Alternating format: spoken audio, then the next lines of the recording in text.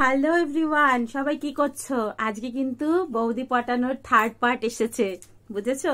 সবাই তো চাও বৌদি পটানোর জন্য অনেক অনেক টিপস দেই, তো এটা কিন্তু থার্ড পার্ট। তো যারা যারা ফার্স্টের দুটো দেখে আসোনি, দেখে এসো। তো চলো আজকে একটা দারুণ টিপস দেই বৌদি পটানোর। বৌদি পটাতে গেলে কি করতে হবে বলো? শোনো, একটা বউকে পটানো এত সোজা না। কেন বলো তো? তার কাছে অলরেডি হাজবেন্ড আছে, আর তার হাজবেন্ড তাকে ভালোভাবে খাওয়া দেয়, পড়া দেয়, ঘুরতে নিয়ে যায়, সব করে। তাও যদি একটা মেয়ে তোমার কাছে কথা বলার জন্য আসে, তাহলে বুঝবে তার কাছে কোনো ভালো কথা বলার লোক নেই। মানে সেই বৌদির কাছে কোনো মানুষ নেই যে তার মনের কথাটা একটু বলে। তাহলে বুঝে নেবে যে সেই বৌদির কাছে টাকা পয়সা কোনো মোল না, তার কাছে কোনো জিনিসপত্র মোল না, তার কাছে কিন্তু একটুখানি টাইম মোল। তুমি যদি তাকে একটু টাইম দিতে পারো, তার সাথে একটু গল্প করতে পারো, বা তার মনের ভিতরে ঢুকতে পারো, বা তাকে একটু হাসি খুশি রাখতে পারো, তাহলে বুঝে যাবে বৌদি পটে গেছে। শোনো, সবাই হয়তো ভাবছো আমি তোমাদেরকে একটা খারাপ কিছু দিচ্ছি বা খারাপ কিছু না। সব মানুষের কিন্তু নিজের নিজের বাঁচার ইচ্ছা আছে বা বাঁচার মতন পুরোপুরি ভাবে স্বাধীনতা আছে। একটা মেয়ে যখন একটা বাড়িতে বিয়ে হয়ে যায় বা একটা হাজবেন্ডের কাছে যায়, তখন কিন্তু সব হাজবেন্ডরাই সারা জীবন তাকে ভালোভাবে রাখে না। রাখে, খাওয়া দেয়, পড়া দেয়, সবই দেয়, কিন্তু সব হাজবেন্ডরা কিন্তু তাদেরকে সবসময় টাইম দেয় না। মেয়েরা কিন্তু সবসময় চায় হচ্ছে একটু টাইম, একটু ভালোবাসা, একটু কেয়ারিং।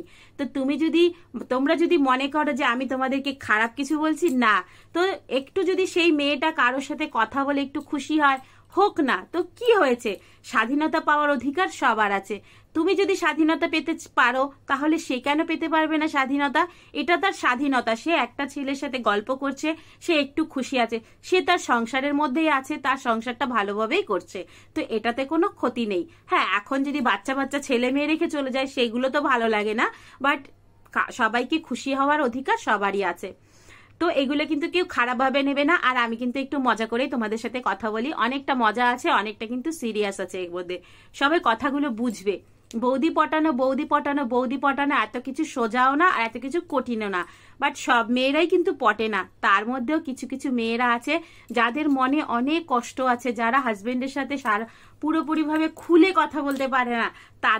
তাদেরকে আগে জানতে হবে। সেই রকম বৌদি যদি তোমাদের কারোর পছন্দ হয়, তাহলে তাকে জানতে হবে ওই বৌদি কি সবকিছু পাচ্ছে পুরোপুরি ভাবে, টাকা পয়সা, তারপরে গয়না, ড্রেস সব পাচ্ছে।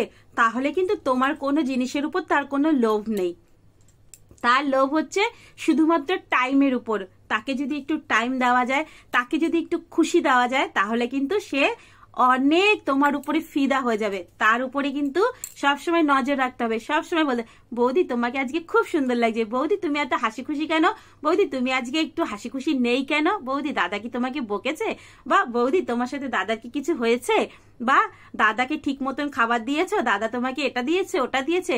সব কিছু তার সাথে গল্প করতে হবে। তুমি তার সাথে টাইম স্পেন্ড করো, তাকে নিয়ে একটু ঘুরতে যাও, বা তাকে একটু ভালো বলো, তাকে একটু সুন্দর বলো।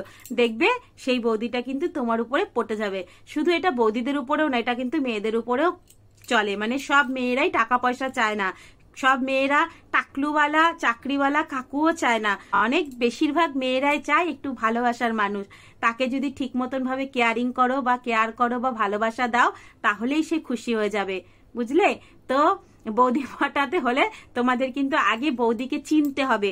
বৌদি কি সাজাগোজার জিনিসের দিকে নজর, বৌদির কি কোনো শাড়ি গয়নার উপরে নজর, বৌদির কি খাওয়া দাওয়ার উপরে নজর, বা বৌদির কি তোমার টাইমের উপরে নজর, বা বৌদিকে একটু ভালোবাসার কাঙ্গাল, তোমাদের আগে খুঁজে বের করতে হবে।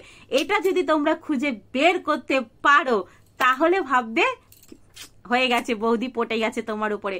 তো আগে কিন্তু খুঁজে বার করো সেই বৌদিটা কিসের জন্য কাঁদছে, তার মনের মধ্যে কিসের কষ্ট, তাহলেই কিন্তু তুমি বৌদিটা পটাতে পারবে। তো আজকে আর বলবো না, এর পরেরটুকু আবার নেক্সট ভিডিওতে বলবো। এটা হচ্ছে বৌদি পটানোর থার্ড পার্ট।